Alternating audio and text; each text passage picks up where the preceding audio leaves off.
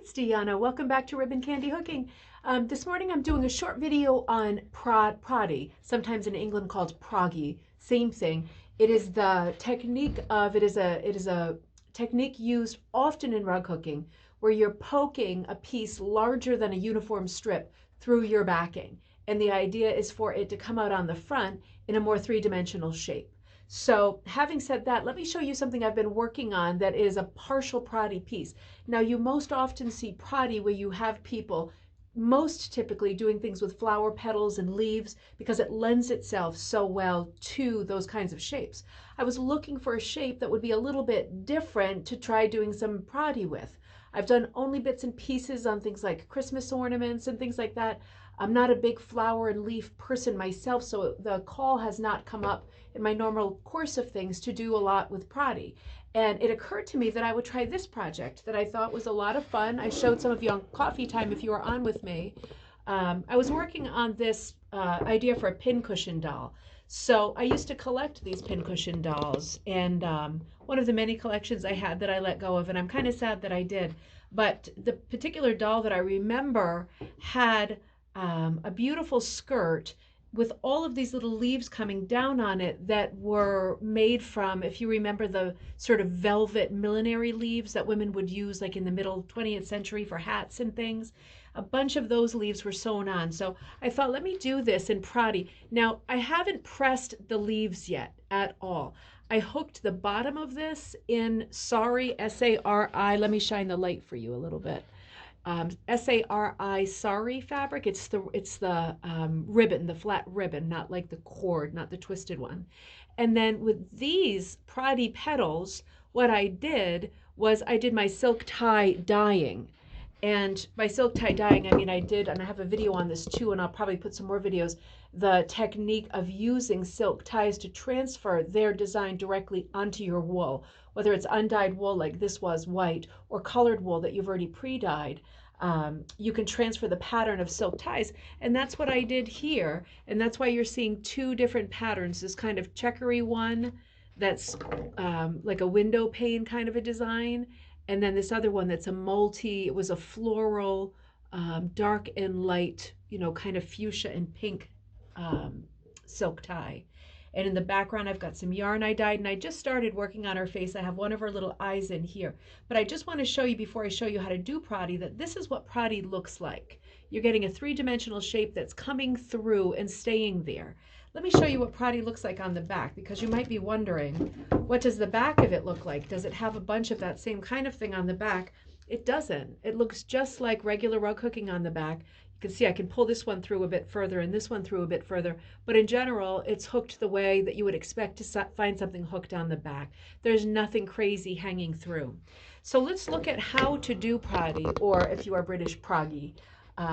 You know, originally back in the day, I'm trying to get my camera right, people would, let me tighten you up here, people would be using a specific tool, and you see it for sale more now. It was called a Proddy or proggy tool, which was like a little stick that poked through. It would press your leaves or whatever shape you had going right through, rather than a hook to pull it through. So let's look at how this is done, and then you decide if you are interested in Proddy and you want to start researching places where you can get the tools.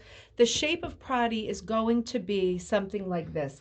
I'm going to switch to my teaching frame here, so you can see me on top and you can also see me on bottom through this netting. Kathleen, call me again if you want. Kathleen called and said, what were you using here? This is just plastic netting, just plastic netting. This is not backing that you would use unless you're doing something specific that you want to be transparent. Why not? You can Proddy on whatever you want. Now, typically this is a great craft for scraps. And who doesn't have lots of little scraps? This is the sleeve cap of something that was over dyed. Now, what I'm going to do is a typical Proddy shape, which is like a leaf. It works best if you've got something big on both sides to hold the little center. In other words, this is one piece. These two pieces I'm touching are one piece, and in the back they have just a skinny little loop holding it in. So let me show you what I mean. If I was going to work on some new Proddy flowers, I would fold my fabric in half like this. I would cut it something like this. Now this is a nice thick felted tweed. I'm going to cut it like this. I'm going to show you what shape I end up cutting with. Doesn't have to be the same shape every time, but it should be something like a bow tie or a mustache, right? And it's a little bit skinnier in the middle. And that's going to work the best because this is the part that's going to hold in the back, while these are the parts that are going to emerge in the front. Now, this is what I would do with this shape. Let me grab my hook back. You can do Proddy however you want, just like with hooking, just like with life, you do it however you want that works the best. What works the best for me is not pulling the whole thing up in the middle because it's just too much of a push. For me, I always pull up just the tip first. So I wrap the tip like I would any strip around, and then it's a question of pulling. I have that fantastic winter thing right now where my fingers split right there. Do you get that too? So I pull it through, I pull just an end and I pull it through like that. And then I decide, so half my leaf is up, then I decide where am I gonna pull my other part up?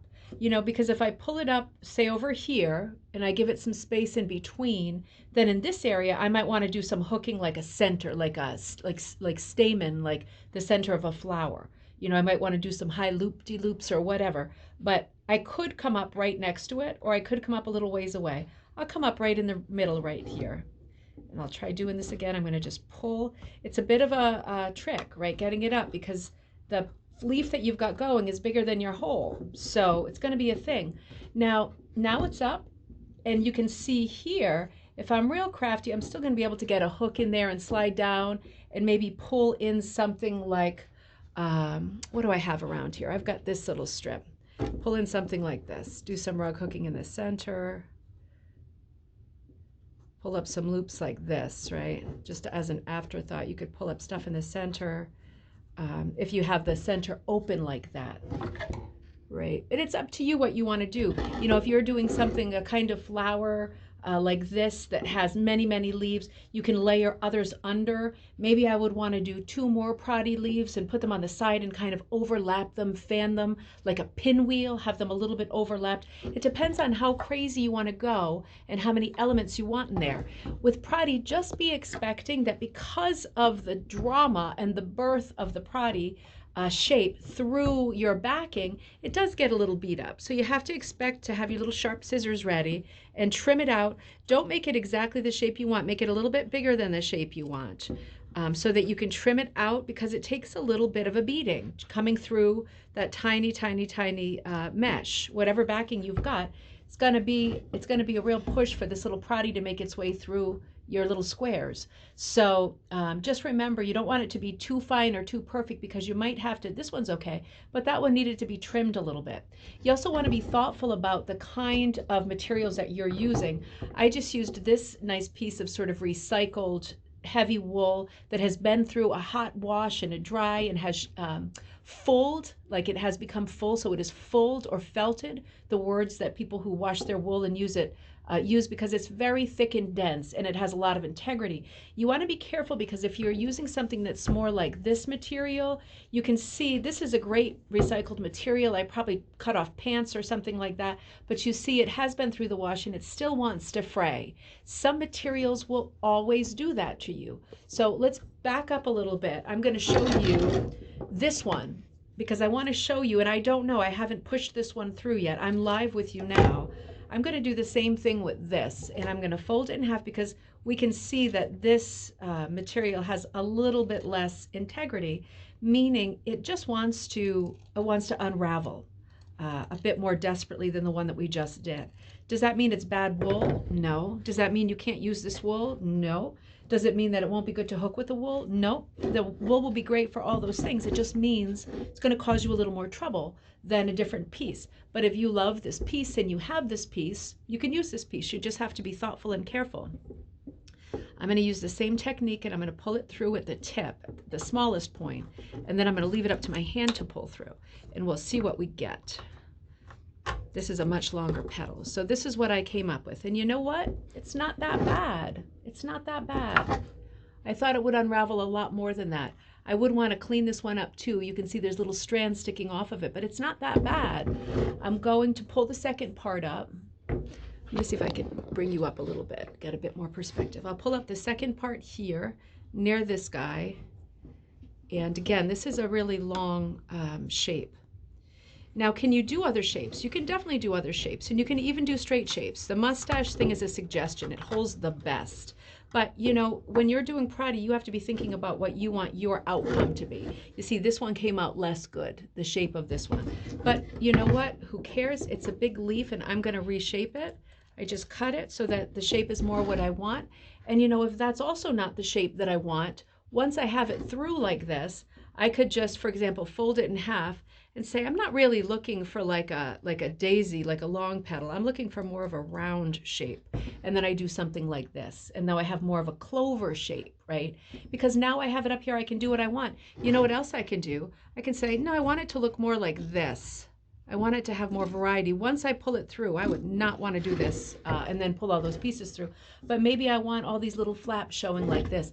It's really up to you what your vision is. And I'm sure that you can easily picture having a piece that has lots of little different kinds of flower petals or shapes coming through. Maybe we're not even talking about flowers. Maybe we're talking about geometrics. We're talking about abstracts. We're just talking about Picasso, Matisse, shapes upon shapes, shapes for shape's sake. That's a tongue twister, huh?